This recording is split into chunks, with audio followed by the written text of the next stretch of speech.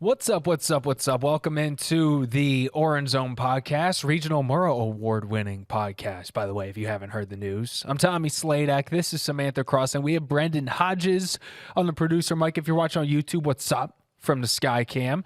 Today is all about breaking down what was a heartbreaker in the championship weekend, Final Four for Syracuse women's lacrosse, a team that many thought this was the year to fall short to a team that has just tormented them year in and year out for the recent memory, and ultimately looking ahead for what's next to this team. So I'm just going to bring it in. How are you guys? How was your Memorial Day weekends? How we feeling? It was fun. It was exciting. I worked, but then I also went to a Syracuse Mets game. Hey, so nice. did a couple different things. Brendon, over to you.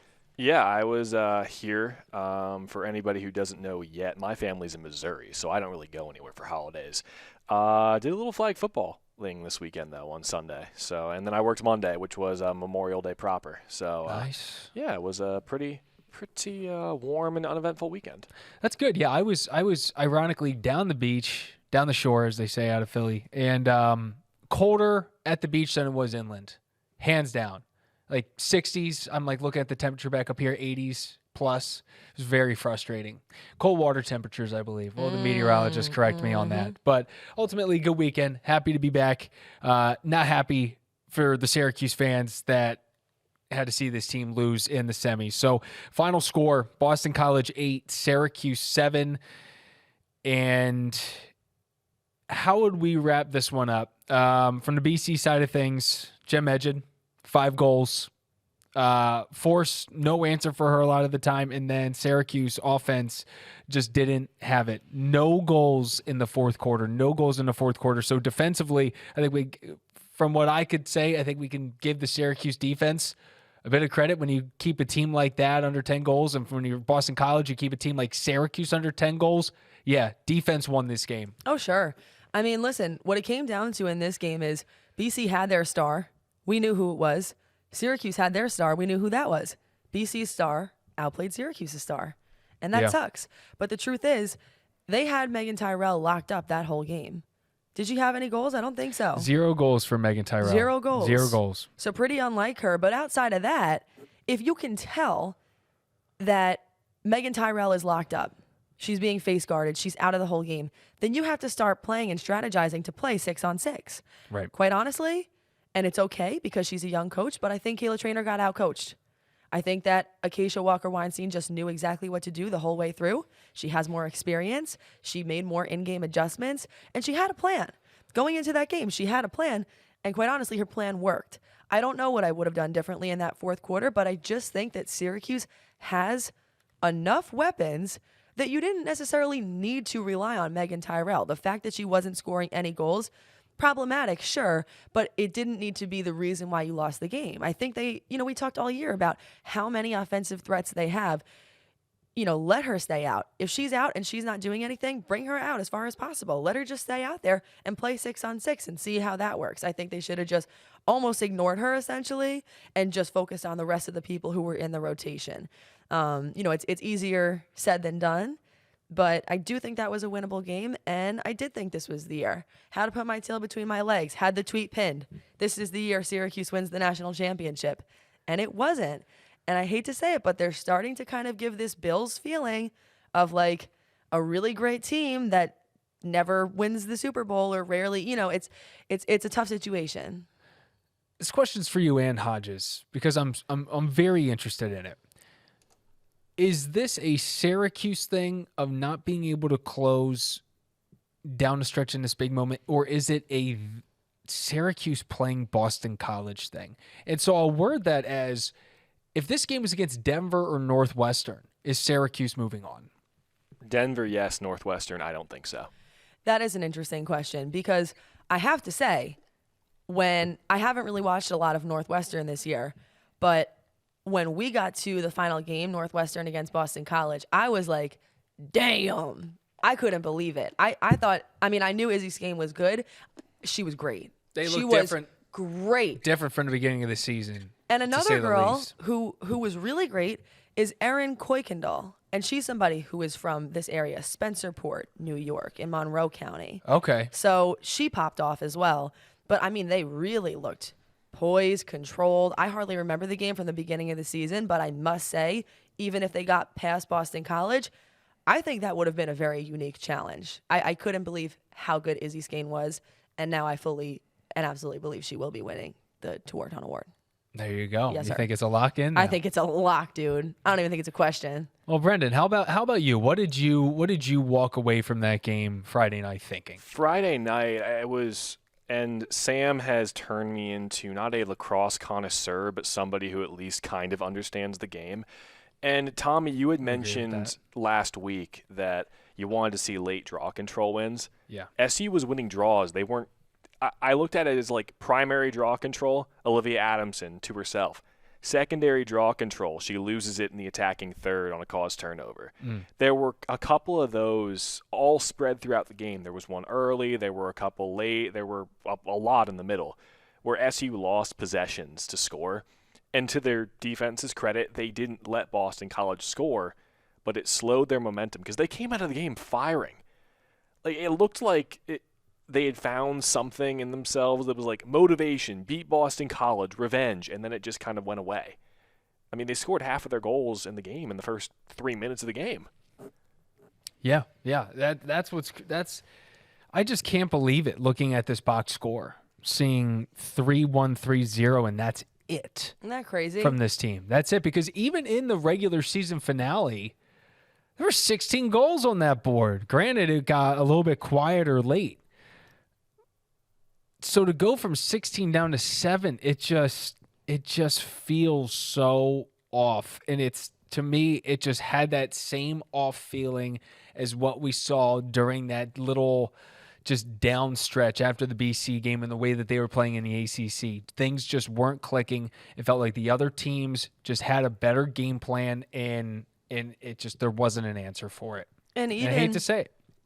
Even the analysts were saying in the games leading up to that Syracuse BC game, they were explaining that they thought it was going to be a high-scoring game. Based on what you saw from JMU and Johns Hopkins. I guess that they thought it was going to be a really high-scoring game, and it just completely wasn't. And the truth of it is, Syracuse it's funny because I feel like most of the year, if Syracuse has had a problem, it's been on the defensive side of things, and that really wasn't the case at all. Holding Boston College to 8 goals is enough to win a semifinal game. Scoring 7 goals, that's not enough. That's a great point. It's not enough compared to what they've been able to do all year long. Shout out the defense on that, and was trying to find Delaney's stats from that game, and she didn't have a lot of saves, but she made up for that and like just picking passes off from behind the net. She's good outside of the cage. Oh, so good.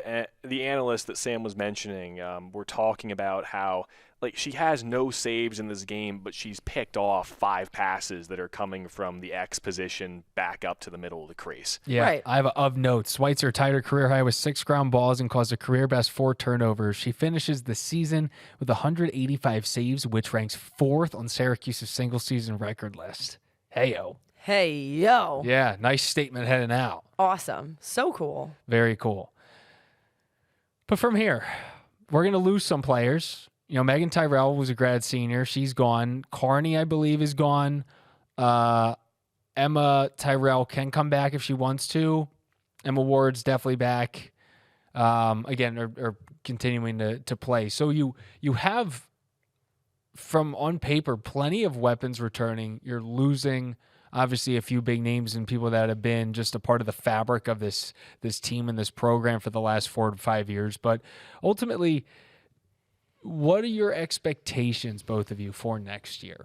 And I know it's one of those weird feelings. I know Brendon, Philly sports fans just went through that with the Sixers because it was kind of like, it felt like this was the year, and it's just a sour feeling knowing that. Oh, they went through it with every single sports team. Over. Let's be real. It's every sports team in Philly that the Philly fans have felt that way. Yeah, it hasn't been easy. But good point. What do you got, Sam? I mean, listen, the Meg show has come to an end.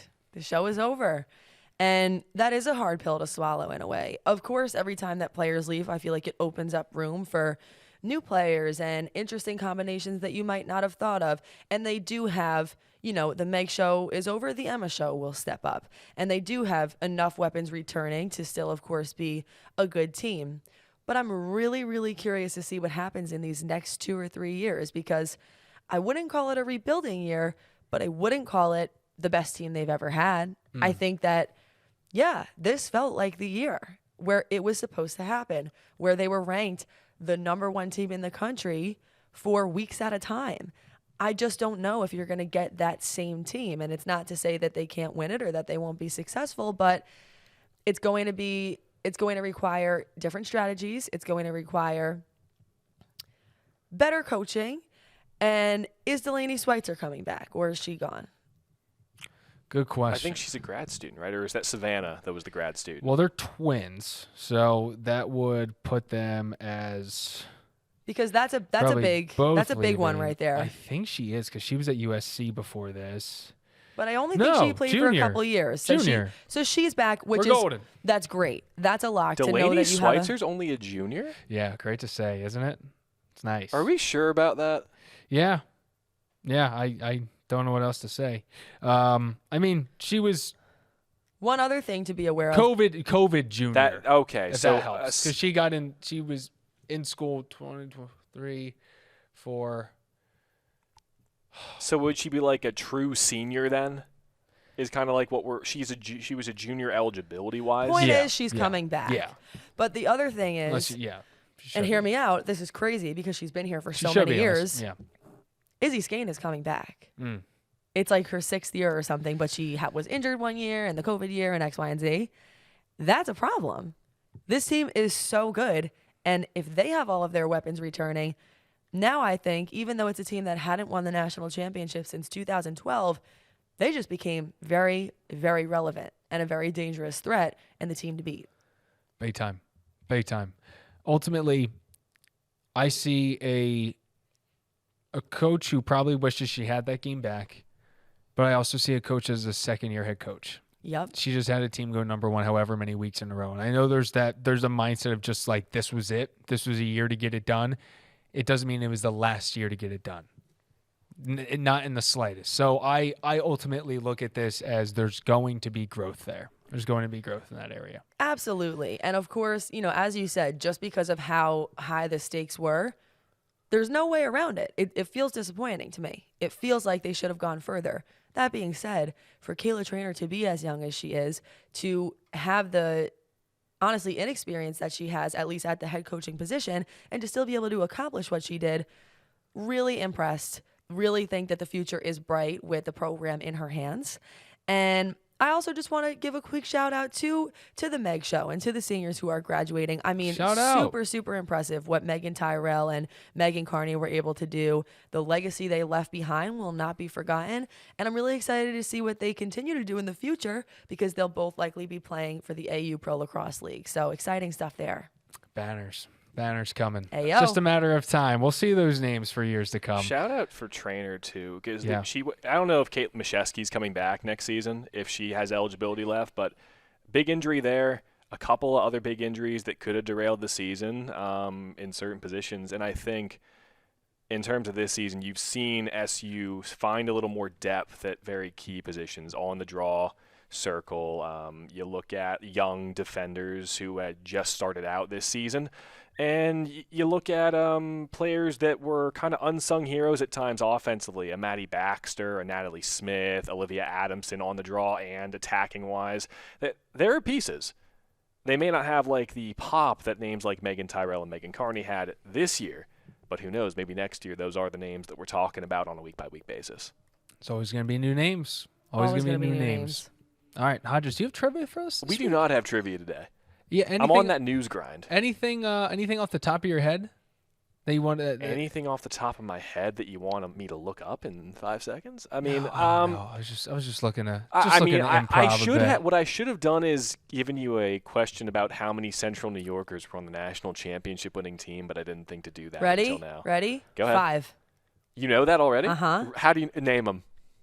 I don't know besides the girl Erin Kuykendall. Well, there were twins on that Northwestern team too, right? Kiera the Shanleys and something Shanley. Well, Shanleys are from here. They went to FM. Yeah, that's is what really I'm saying. cool. How many Central New Yorkers are on the championship-winning team? 5. I would say yeah. And that sucks because I would have gotten that right. I would have known that. Lock it in. I hate to see it. Oh, baby. baby. The Orange Zone. The Orange Zone. Thanks for listening. Make sure you're liking and subscribing. Tommy Sladek, Samantha Croston, Brendon, Hodges. We are out of here. Till next time. Peace.